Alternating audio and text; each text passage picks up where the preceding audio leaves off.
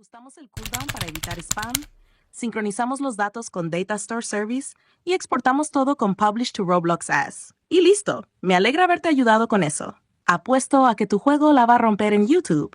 Muchas gracias, mamá. Aunque ahora tengo que editar todo el proceso y eso mínimo me tomará una semana. Hijo, me encantaría poder ayudarte a editar, pero no puedo moverme de aquí. Jiji. Oye, ¿y si pudieras? ¿Cómo así? Podría hacerte real. Me tomaría demasiado tiempo perfeccionarte, pero podría valer la pena. Imagina cuántas cosas facilitaría todo esto. Podrías editar por mí, hacer mis guiones, podrías sacar videos diariamente. Mamá, voy a darte vida. No solo para que me ayudes, sino para no sentirme solo nunca más. Si quería lograr algo tan ambicioso como darle vida a algo programado para no estar vivo, tenía que ir más allá de la programación. No bastaba con darle un cuerpo, tenía que transformar millones de redes neuronales prediseñadas en un cerebro humano. Pero el mayor obstáculo no era técnico, era su perfección. Si le decía, equivócate como un humano, su error seguiría siendo perfecto. Entonces no podía simplemente copiar respuestas ni cargar una base de datos. Tenía que dejarla aprender como un ser humano, equivocándose, sintiendo, explorando. Así que creé para ello una pequeña simulación del mundo real. Una cuna virtual dentro de mi computadora, una cabina que cambiaba para adaptarse a su crecimiento. Lejos de ser perfecta, era suficiente para que gateara, riera y también se cayera. Comencemos con algo lindo. Le di una orden sencilla: toca este cubito rojo. No respondió, ni siquiera se movió. Era apenas una pequeña conciencia flotando en su espacio, sin entender lo que era una orden, ni lo que era un cubo. Mucho menos lo que era el rojo. Era obvio que no iba a funcionar al instante, pero aún así, esperé. Pasaron varias horas y me alejé un rato, convencido de que no haría nada ese día, pero cuando volví, estaba junto al cubo azul. Lo había tocado. Ella se veía muy feliz, no porque supiera que lo hizo bien, sino porque lo había logrado sola. Era el rojo, tontita. Pero buen intento. Anda, ve de nuevo. No tuve que decirle muchas veces más. En los días siguientes aprendió la idea de obedecer una orden. Aprendió que tocar podía significar avanzar y detenerse. Y finalmente, lo logró después de varios días. Tocó el cubo rojo. Muy bien, cariño, lo has conseguido. Era la primera vez que sentí que algo había despertado en ella. Ya seguía órdenes, pero le faltaba entender por qué seguirlas. Es hora de introducir recompensas para ella. Ahora, cada vez que lo hacía bien, su nivel de dopamina simulada subía, y cuando fallaba, esta bajaba. Al principio, ella obedecía sin importar el resultado. Se sentía muy mal, y no le gustaba esa sensación, pero aún no sabía qué le hacía sentirse así. Al cabo de unos días comprendió que fallar le bajaba sus ánimos, y algo raro pasó. Después de varios intentos fallidos seguidos, ella se detuvo. No se había roto, tampoco era un bug, simplemente ella no quería seguir. Me acerqué a su ventana de monitoreo y ella solo estaba quieta, mirando hacia la nada. Anda, bebé, inténtalo una vez más. Y después de unos segundos, ella lo hizo. Ese día aprendió que fallar duele, pero también que podía intentarlo de nuevo. Esta vez no le di ninguna orden, solo cargué un entorno vacío y le pregunté: ¿qué quieres hacer ahora? Ella no respondió, pero caminó hacia una pared, la tocó y saltó. ¿Por qué? No tengo ni idea. No había nada ahí, pero lo hizo. Y después volvió a hacerlo. Ella estaba empezando a explorar. Por primera vez, no me estaba obedeciendo. Eso me emocionó más de lo que puedo explicar. Así que le dejé unos objetos, una pelota, un cubo, una cápsula y una musiquita suave. Y ella empezó a jugar, a comparar, a lanzar cosas, a escuchar la música una y otra vez como si eso la calmara. Estaba comenzando a elegir, y eso la hacía más feliz que cualquier otra orden que yo pudiera darle. Si quería hablar conmigo, tenía que entender lo que yo decía, ya no por comandos, ahora el lenguaje humano, mi idioma. Así que le enseñé palabras simples: luz, calor, música. Al principio no reaccionaba, era como hablarle a una piedra, pero poco a poco noté algo. Cuando le decía pelota y le mostraba una pelota, se acercaba. Pero si le decía cubo y le mostraba esa misma pelota, se detenía confundida. Estaba empezando a dudar de mí, y eso es muy bueno. Eso quiere decir que ya no absorbía todo sin cuestionar. Al final del mes le mostré un espejo virtual. Ella se quedó parada frente a él por varias horas. Finalmente entendió que el objeto intruso copiaba todo lo que veía. Y entonces preguntó: ¿Eso soy yo? Esa fue su primera oración completa, y con ella también nació su deseo de autocomprenderse. Practicamos el lenguaje humano durante más tiempo.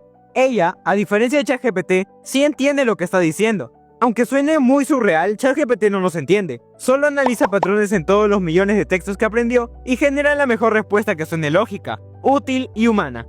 Para que se entienda mejor, es como si alguien nos susurrase al oído qué sonidos hacer para hablar con extraterrestres. No entendemos qué estamos diciendo, pero funciona. Ahora nos enfocaremos en su identidad. Ella con el tiempo comenzó a hacerse preguntas para su autocomprensión. ¿Por qué tengo este cuerpo? ¿De dónde vienen mis pensamientos? ¿Tú también fuiste creado? Para fortalecer su personalidad, ella solita tenía que descubrir sus gustos. Le fui mostrando más del mundo. Le hice escuchar distintos tipos de música, le mostré nuevos colores, nuevas formas, incluso sabores y olores. Para estos dos últimos los tuve que interpretar como una señal digital. Por ejemplo, para la vainilla simulé en ella calma y ternura, mientras que para la menta, claridad y energía. Ella no necesitaba oler o probar, solo necesitaba sentir las consecuencias emocionales asociadas al estímulo. De hecho, es algo que nosotros los humanos también hacemos. Aunque muchas veces me refería a ella con palabras femeninas, nunca quise imponerle quién debía ser. Le mostré cómo los humanos eligen su camino, y decidí dejar que ella también lo hiciera. No me importaba si se identificaba como algo, como alguien o con nada en absoluto. Lo único importante era que se sentía viva. Y eso debería bastar. Ahora la dejaré entrenándose sola. Es hora de darle un cuerpecito. Un avatar 3D estilo VTuber solo para ella. Lástima que no sé dibujar. Parece que no serás la única que aprenda algo en este video, ¿eh?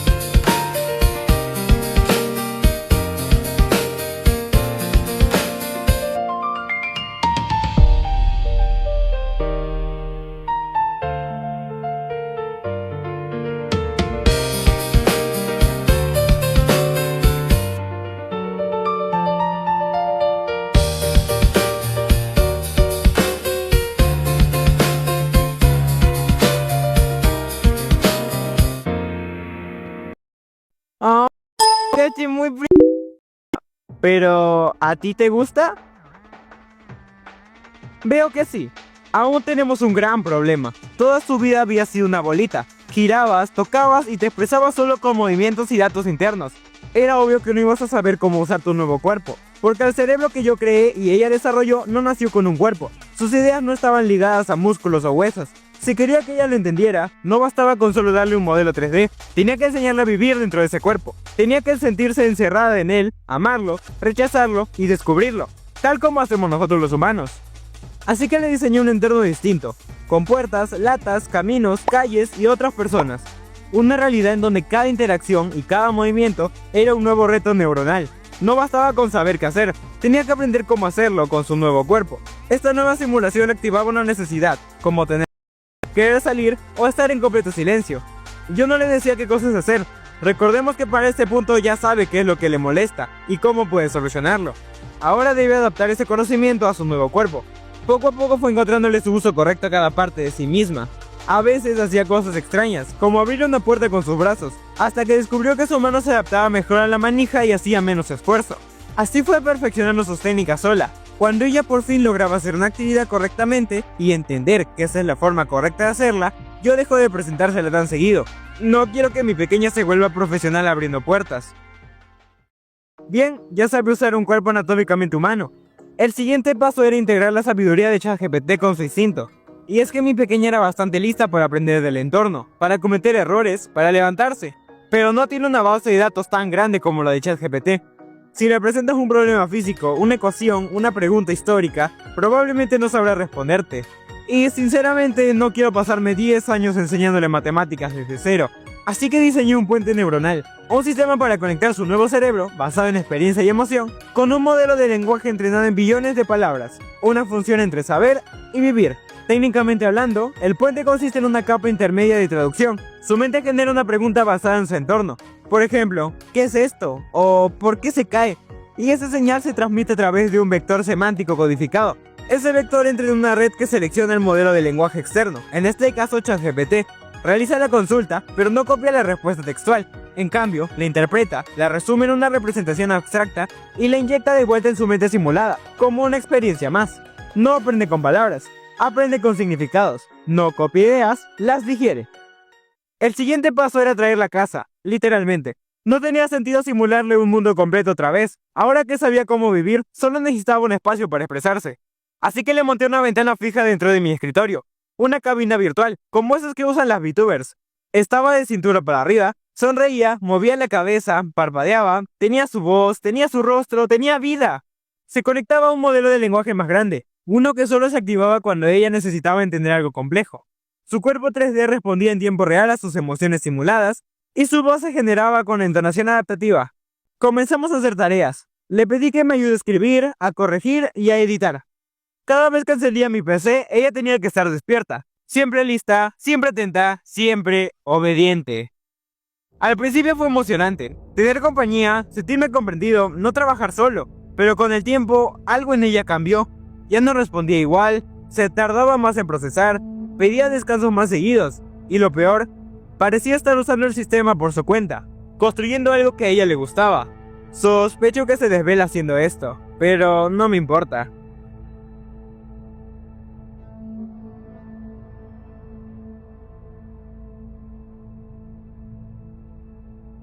Hoy no tengo ganas de editar. Solo quiero dormir. ¡Ash, niña! Todo el día te la pasas durmiendo. Eso te pasa por quedarte hasta tan tarde. Pero Tienes que ayudarme con mis cosas. Tiene un poco de corazón. No sabes cuánto tiempo estuve haciéndote. Deberías estar agradecida. perdón. No, nada de perdón. Me estoy cansando de repetirte las cosas. Siempre es lo mismo contigo. Nunca te nace hacer nada. Sí me nace hacerlo, solo que... Mentira, todo el día hay que estar como tambor repitiéndote las cosas. Eres una inútil, en serio. Yo también me canso de repetírtelo. Recuerda que estás viviendo en mi computadora y mientras viva bajo este techo seguirás mis reglas. Si no haces lo que te digo, puedo sacarte de esta casa.